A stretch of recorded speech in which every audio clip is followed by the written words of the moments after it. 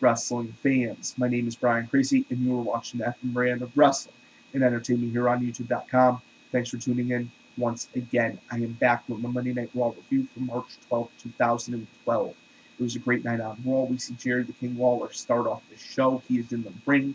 He is hyping the Rock concert and John Cena's rap. We will see both tonight on Raw. He introduces John Cena, who comes out sporting his old gimmick. He's got his old attire on. He's coming out to his old theme music.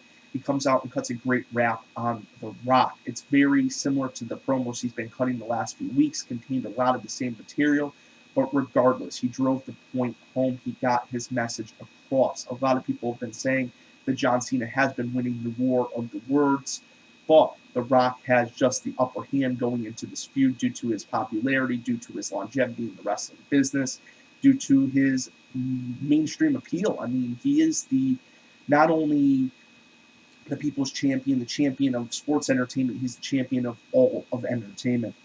So then we go into our first match. We see Dolph Ziggler, the show-off, going against the #1 contender for the world's heavyweight title, the winner of the 2012 Royal Rumble, the Great White Sheamus. I mean, was that enough nicknames for you guys? It's a great match. It really is. We see Sheamus pick up the win over Ziggler. Then we get hyped for Team Laurinaitis versus Team Long. This was announced on WWE.com early Monday. Then we go into Santino Marella versus David Otunga. This is turned into a handicap match. It's turned into a 2-on-1 situation where David Otunga and Mark Henry team together in a tag team handicap match against Santino Marella. This is a complete squash, and they absolutely destroy Santino. After the match, Henry and Otunga pick up Santino when Kofi Kingston tries to make the save. Kofi has no luck and gets beat down. This is where R-Truth comes out, and he also gets beat down by Henry and Otunga.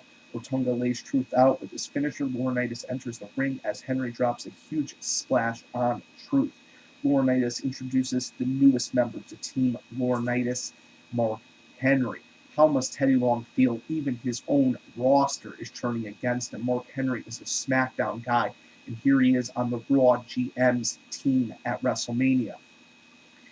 Then we go into Eve Torres backstage with Zack Ryder. She's basically continuing the whole trend of playing Zack Ryder. She promises to go out with him later on in the night. We find out on Twitter that she actually stands up Ryder. Ryder, open up your eyes, broski.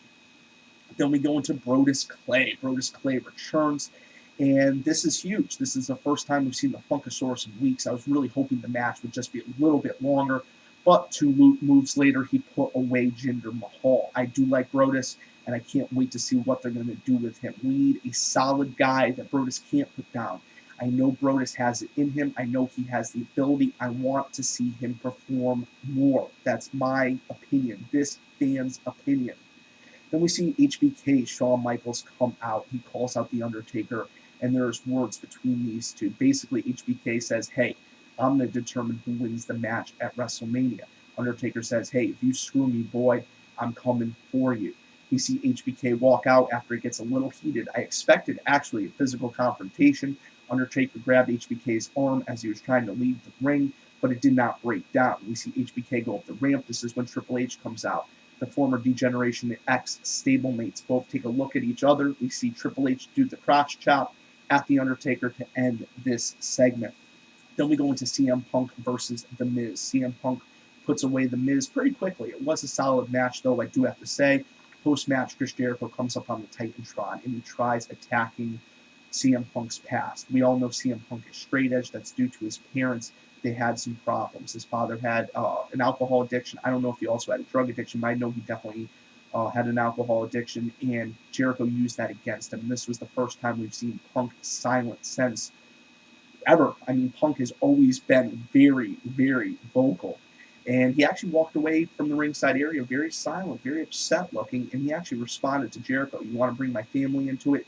This isn't verbatim, but he said basically, if you want to bring my family into it, you've just taken it to a whole nother level. This was on Twitter. If you want to check it out on Twitter, I'm sure it's still up there.